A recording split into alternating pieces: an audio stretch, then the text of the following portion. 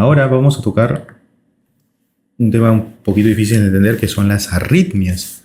Cómo va funcionando el mecanismo de la fisiopatología de las arritmias. Este cuadro te lo presenté hace un momento y te lo vuelvo a presentar, porque de esta forma vamos a entender cómo es el potencial de membrana, ¿de acuerdo? El potencial de membrana inicia de esa manera, ¿no? Con una fase 0, una fase 1, una fase 2, una fase 3 y la más importante para el corazón, la fase 4. Lo volvemos a repetir. La fase 0, porque tú tenías acá unos menos 90, 80 voltios más o menos, ¿no? Milivoltios. Tenía que elevarse hasta casi más 20 milivoltios. ¿Cómo obtenías eso? Mira, para que tú tengas de negativo, pases a positivo, porque ha entrado carga positiva. ¿Y quién se metía acá? El sodio, bueno, rapidito, se metía rapidito. Llegaba a una meseta y acá el potasio sale un poco. Eso le permitía, ¿qué cosa? Que el calcio diga, ¿sabes qué? Nadie sale, yo entro. Y se producía, ¿qué cosa? La contracción. Una vez que pasaba todo eso, el potasio salía nuevamente y decía, soy libre. Y al final la bomba de sodio TPasa y decía, ¿sabes qué? A mí nadie me vacila. Yo voy a meter potasio porque tú estabas saliendo y voy a sacar sodio con consumo de energía. Eso pasaba en la célula normal, ¿ya? En la célula normal. Acuérdate que tu corazón es así. Tienes aurículas y tienes ventrículos, ¿no? Los ventrículos son los que son encargados de la bomba, la parte muscular fuerte. Pero te voy a presentar estructuras que están acá, que están acá y que están acá.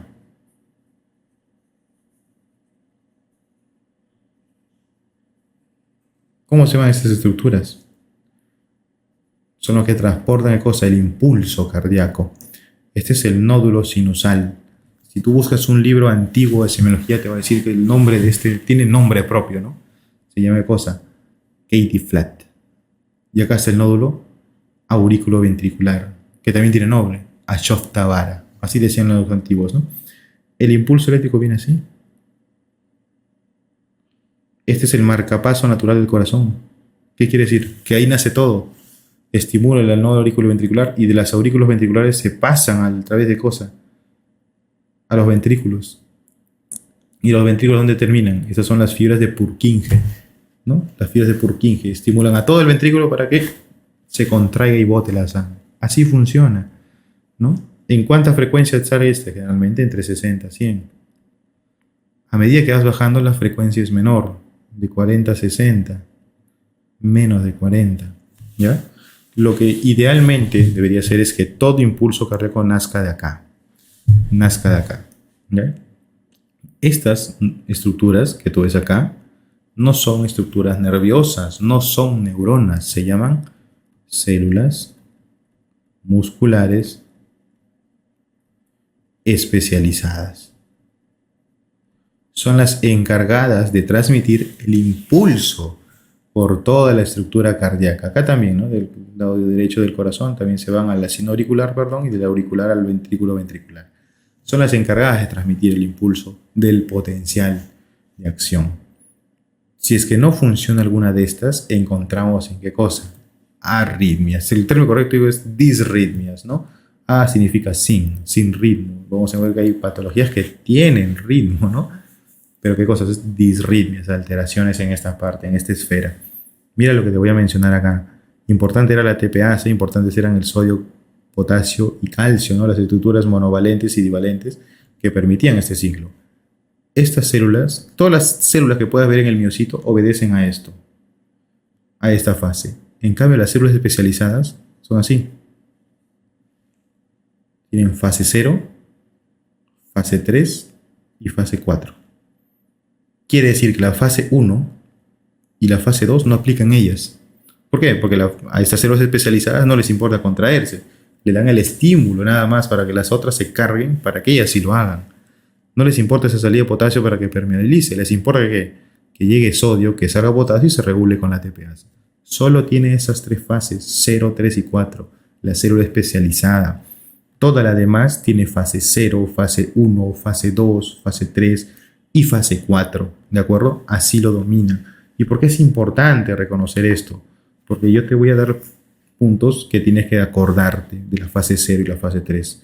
Mira, retrocedo un poco a tu anatomía. Este era el punto donde nacía todo el impulso cardíaco, ¿no? Este es el nódulo sinoauricular, que ¿en dónde está? En la aurícula derecha. Mira, acuérdate un poco de la irrigación, que de repente no lo mencioné. Mira, este es el corazón. Lado derecho y lado izquierdo.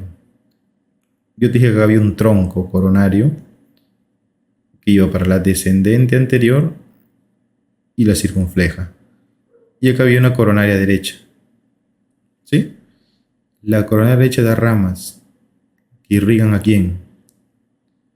Al nodo sinoauricular. Entonces, si tú tienes, por ejemplo, una cardiopatía isquémica que afecta a la coronaria derecha, ¿quién se va a ver perjudicado? La actividad eléctrica del corazón. En cambio, mira, las ramas izquierdas eran para ¿qué? Bombas del ventrículo. Se afecta la cosa, el mecanismo de bomba del corazón. La insuficiencia cardíaca va más cuando se afecta el lado izquierdo por alguna cardiopatía isquémica que cuando se afecta el lado derecho. Cuando se afecta el lado derecho, ¿qué te produces? Disritmias. Porque están las ramas, acá está la rama del nodo sinoauricular, que irriga ¿qué cosa? El nódulo sinoauricular, que es el nódulo sinusal, el marcapaso natural del corazón, ¿no? Y acá nace ¿qué cosa? Sus fibras hacia el nódulo auriculoventricular. Para que el nódulo auriculoventricular llegue acá a los ventrículos, ha tenido que traspasar una estructura que se llama el haz de His. Acá hay una pausa. Importante, ¿por qué? Porque le das tiempo de llenado al ventrículo. Si el impulso fuera directo, aurículo y ventrículo se contrae al mismo tiempo. La aurícula tiene menor fuerza. ¿Qué pasaría si se contrae al mismo tiempo? El ventrículo botaría sangre, no solo a las arterias, sino también en el mecanismo retrógrado a la aurícula. Por eso es necesario, ¿qué cosa? Esta pausa, que lo da ¿qué cosa? El nódulo sinoauricular cuando va a pasar su impulso a través de las de His. ¿Qué le permite? ¿Qué cosa? Que la aurícula se contraiga primero para que llene lo último que tenía que llenar al ventrículo y no haya esta disociación, ¿ya? Una vez que ha pasado las de His, se pasa rápidamente a las fibras de Purkinje, ¿no? Para estimular ¿qué cosa? Los ventrículos, ¿no? Importante ¿qué cosa? La irrigación. La irrigación. La coronaria derecha irriga al nódulo sinoauricular, o nodo sinusal, como le dicen, ¿no? El marcapaso del corazón. En cambio, la coronaria izquierda, ¿para qué son? Bombas. Producidas falla cardíaca, un mecanismo de bomba. ¿De acuerdo? Muy bien.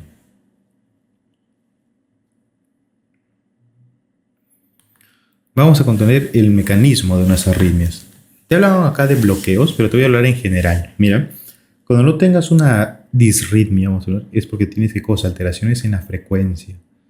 Todo eso está dominado, por el nódulo sinoauricular. Es el que transmite no solo el impulso, sino también el orden de frecuencia. Yo te ordeno que te vas a latir entre 60 y 100 veces por minuto a una determinada fuerza. Excelente. Acá dice, como acá necesitas hacer una pausa, te digo que es entre 40 a 60. Y lo demás, menos de 40. ¿Ya? Muy bien. Una alteración en la frecuencia cardíaca te altera ¿qué cosa? El llenado, te dije, ¿no? Una cosa que está bombeando con fuerza, te altera el llenado. Entonces una frecuencia cardíaca tiene que estar a óptimas condiciones. Entre 60 y 100 latidos por minuto. ¿De acuerdo?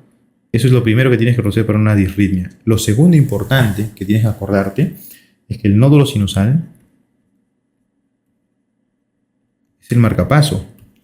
Y cuando hablo de marcapaso es el que ordena todo. Cuando veamos EKGs, que lo vamos a tomar ahorita, mira, el impulso se transmite así. ¿Qué son estos? Una onda P, una QRS y una onda T. ¿De acuerdo? Así todo esto de acá se traduce en esto. ¿Qué es la onda P? ¿Es la onda de qué? De la despolarización auricular. Se entiende que esto es para la ventricular. ¿Qué cosa? Despolarización. Y la onda T al final incluye ¿qué cosa? Una repolarización. ¿De qué tipo?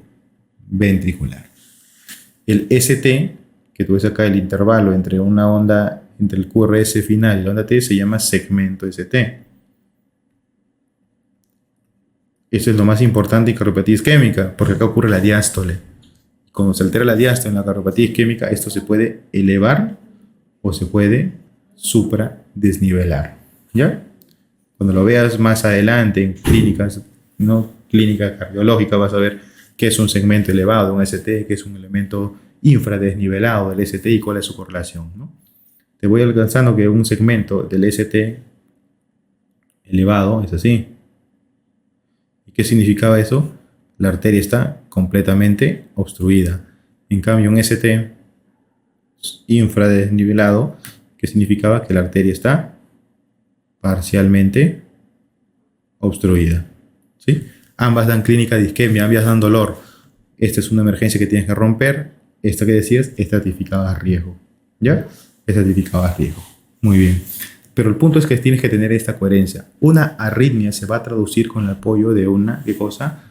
Electrocardiograma. Y tienes que ver que una onda P siempre esté precediendo un QRS y sea positiva. Una cosa es que tú veas un EKG bueno. Así. Perdón.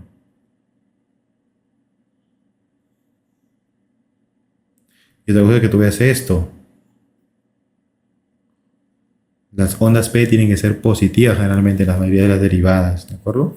Para que digas qué cosa, que esto es que esto no es una arritmia, sino que es un ritmo que va gracias al nódulo sinusal, que se llama ritmo sinusal, ¿de acuerdo? Muy bien. Como tercero es que los impulsos progresan. ¿Y qué significa? Acá tienes dos términos. Un periodo refractario relativo y un periodo refractario absoluto. Por eso esperé hasta acá. Ahora te lo explico. Mira, hasta el cansancio este dibujo, ¿no?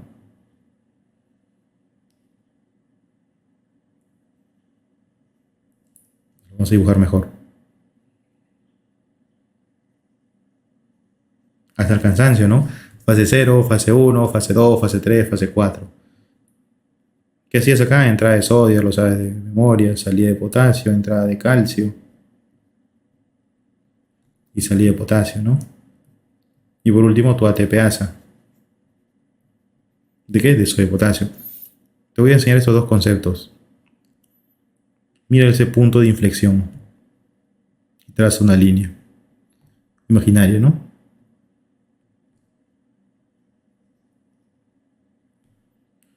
Todo lo que está acá, en este trayecto, se llama periodo refractario absoluto.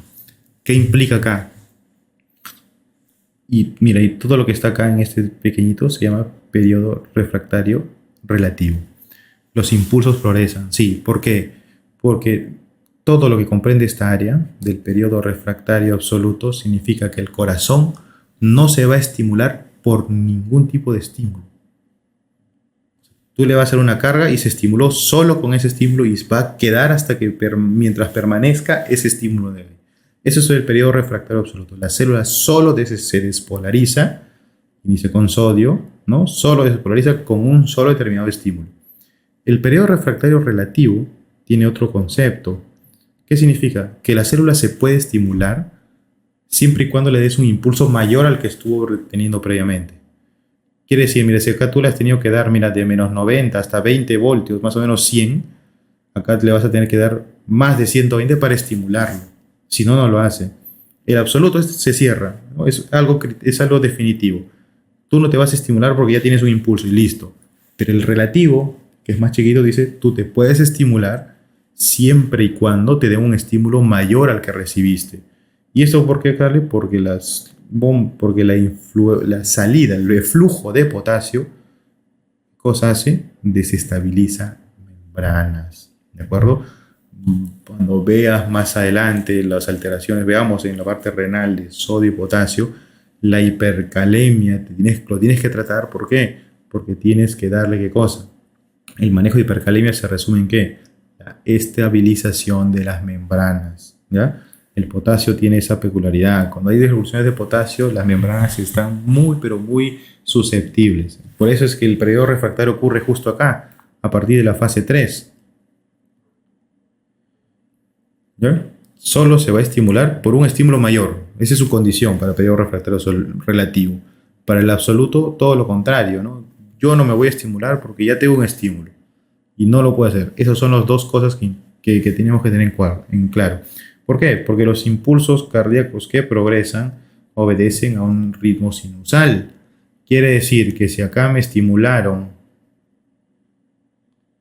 una y comenzó otro ciclo ahí, mira, nunca hizo esto, se trasladó. ¿Será ritmo sinusal? Ya no, pues, porque el ritmo sinusal es el marcapaso natural, el que dice que todo tiene que ir en un orden. Si me dieron un impulso superior a lo que tenía, un A, y acá era un A pequeñito, mira, otro ciclo comenzó, y el de acá continúa, y el de acá que estaba apagando, continúa. Mira lo que pasó, se superponen, y ahí puede haber cosas, contracciones simultáneas, ¿de acuerdo? Eso es lo importante que hay que entender en cuanto a arritmias. Y un dato plus más que te tengo que decir con esto es que tengas la velocidad. La velocidad de propagación. ¿Por qué te dije esto? Porque mira, el cuarto punto, mira las frecuencias cardíacas. Mira las frecuencias cardíacas. Si tu nodo sinusal, que es el marcapaso natural, no funciona, quien toma la batuta es este, el aurículo ventricular. Pero ¿entre cuánto va a latir? Entre 40 y 60. Yo no lo voy a hacer entre 60 o 100 como te decía que lo haga el sinusal.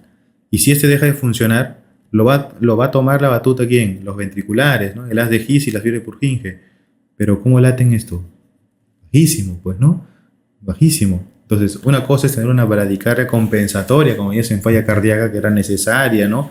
Para que el corazón se llene en un tiempo adecuado. Y otra cosa es que tenemos una bradicardia muy extrema, ¿no? Mira, tienes menos de 40 latidos, ese corazón ya no va a funcionar, ¿no? Tienes que hacer terapias de estimulación, ¿ya?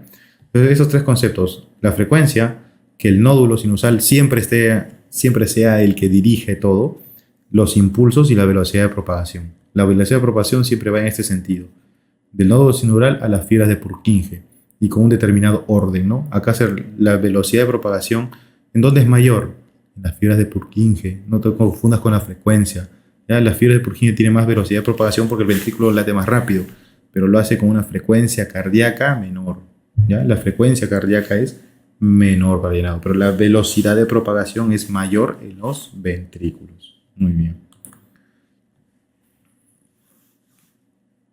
Hay factores que van a sumar, evidentemente, para una disritmia, ¿no? Mira, tú tienes factores climáticos, factores propios, ¿no? De la aterosclerosis que generan, ¿qué cosa? Cambios estructurales. Por ejemplo, mira, esta zona del corazón se infartó. Se infartó. Es una zona negra.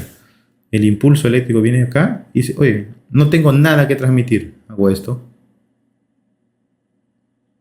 Mira, lo que debió haber sido rápido, se volvió ¿qué cosa? Lento. Bastante lento, ¿no? Factores estructurales. Entonces, ¿por qué? El infarto de miocardio puede producir, ¿qué cosa? ¿Disritmias? Evidentemente sí. Ahora, hay alteraciones genéticas, ¿no? Familiares, ¿no? Que pueden predisponer a estas disritmias, evidentemente sí. ¿Cuál es otra? Mira, los factores funcionales. ¿Y a qué me refiero con factores funcionales? De función, de qué. Acá cuando el nódulo sinusal ya no actúa, pues, ¿no? Si no lo hace el aurículo ventricular, que lo hacía más lento. ¿Ya? Te presento el electrocardiograma. Esta es la estructura que pasa, perdón, la expresión del impulso. ¿Qué te dije que era la P? Era la despolarización auricular. Este chiquito era la despolarización ventricular. ¿Y por qué dura menos? Porque la transmisión, la propagación es mucho más rápida en ventrículo, ¿ya? Y lo último que tienes, ¿qué cosa? Es una repolarización.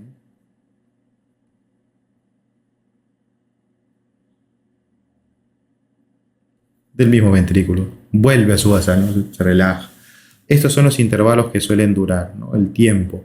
Un QRS dura entre 0.08 hasta 0.12 segundos, ¿no? El intervalo de acá, desde que nace la onda P hasta que comienza la QRS, se llama intervalo PR. Dura hasta más o menos 0.2 segundos. O sea, todo esto es bastante rápido, como te das cuenta, ¿no? Y este segmento que te ves acá, del S hasta del final de la QRS, ¿no? Perdón, hasta el inicio de la onda T, que ves acá, se llama segmento ST. Acá es donde se produce la famosa diástole. Y por eso, ¿qué cosa? El corazón se relajaba y tenía consumo de energía. ¿Sí?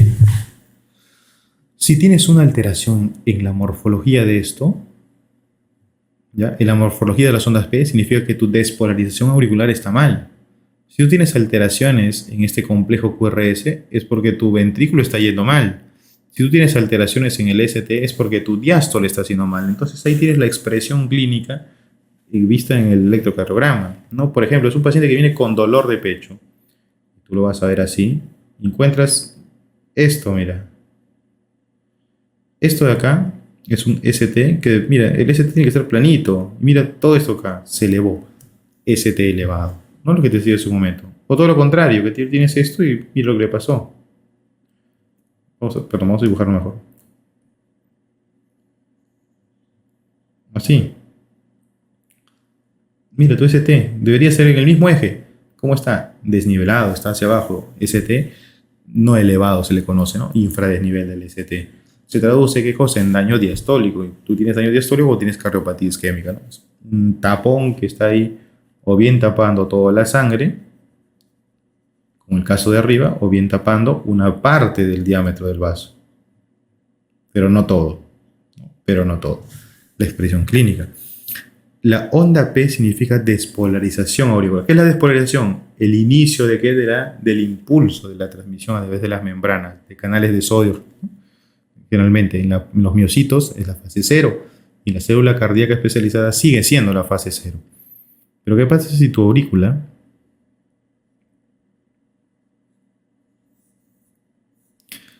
tiene múltiples focos ectópicos? Múltiples focos ectópicos. ¿Qué son los focos ectópicos? Que pueden transmitir el potencial. Entonces el nodo sinoauricular que dice, oye, lo paso acá, lo paso acá, lo paso acá. No hay onda P. Cuando no hay esa onda P es porque ya no se despolariza la ventrícula. Y como no se contrae, se queda quietecita. Viene la sangre por las venas, entra y cae. Ya no hay ese plus extra, ¿no? Que hace cuando la aurícula se contrae, bota el extra, lo que quedaba en su cámara al ventrículo. ¿Y qué se queda? Se queda quieta, bueno. Múltiples focos ectópicos que están transmitiendo impulso eléctrico no dejan que la aurícula se contraiga. La sangre se empoza en la aurícula. Y ya no botas todo el volumen ventricular. Y evidentemente el ventrículo no bota todo su volumen. ¿Hacia dónde? Hacia las arterias. Entonces, ¿qué tienes? Disminución del flujo. ¿Hacia dónde? Hacia los tejidos. ¿Sí? Muy bien. Mira, así debería verse un electrocardiograma normal. Repolarización auricular, despolarización ventricular, repolarización y continúa con ¿qué cosa? Un intervalo constante. Te voy a presentar la primera arritmia. Mira lo que ocurre acá, la más frecuente de todas y la enemiga de los factores de emergencia. Esta es la normal. ¿Qué ves acá? Mira, los intervalos acá, de esta punta a esta punta, es un intervalo que es la misma distancia de esta punta a esta otra punta. Pero mira acá. A, B, C. ¿Y qué cosa no ves lo que ves acá? Mira acá. Tú ves una onda P constante, ¿no? Acá no la ves. No hay onda P. ¿Por qué? La fibrilación auricular es esto lo que te decía. Múltiples focos ectópicos a nivel de la aurícula. Y ojo que la aurícula no se contrae, ¿ya? No está despolarizándose y por eso no ves la onda P que está tachada. Y como tu impulso viaja de acá, se queda acá y de acá baja los Purkinje, el resto sí lo hace, por eso ves QRS y ves ondas T, ¿no? Están presentes ahí, pero cada quien lo hace a su ritmo, pues, ¿no? Entonces, por eso está ¿qué cosa? Desorganizado, ¿ya? Desorganizado. Esa es la fibrilación auricular. Te presento a otra, mira. Por eso dije que el término correcto es disritmias. Antes de eso, repasemos. Para que el nódulo sinusal pase todos sus impulsos a un aurículo ventricular y un haz de His y las fibras de Purkinje el corazón, tú tenías que tener en cosa que esta era la estrella, ¿no? ¡Bum! Eso se llama ritmo sinusal. ¿Y qué te dije para que un ritmo sea sinusal? Que tiene que tener onda P. O sea, una onda que precede al complejo QRS en el electrocardiograma.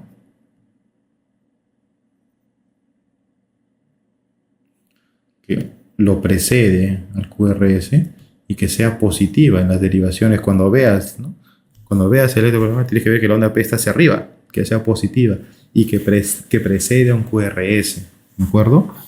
Y un intervalo, ¿qué cosas tiene que ser? Son intervalos regulares, bueno, porque todo es un ciclo. Mira esto de acá. Son intervalos regulares. No por eso vas a decir que es un ritmo sinusal. ¿Por qué? Tienes focos ectópicos, pero que se controlan bien. Esto se llama flutter auricular. Son fenómenos de reentrada macronodales. ¿De acuerdo? Macronodales. ¿Y qué es un fenómeno de reentrada? Tú tienes una vía de transmisión, mira. Que es así. Una vía lenta y una vía rápida. Acá baja el impulso. ¿Qué pasa si tienes un daño acá? El impulso viaja así, una vía rápida y una vía lenta. ¿No? Esta es la vía rápida. Dice, oye, guarda, me topé con algo que no debía haberme topado, pero está ahí, por ejemplo, una isquemia, y es esto. No voy a pasar por acá, pues. Ese es un fenómeno, ser interpol. Pero mira, el impulso que viene acá, el impulso lento,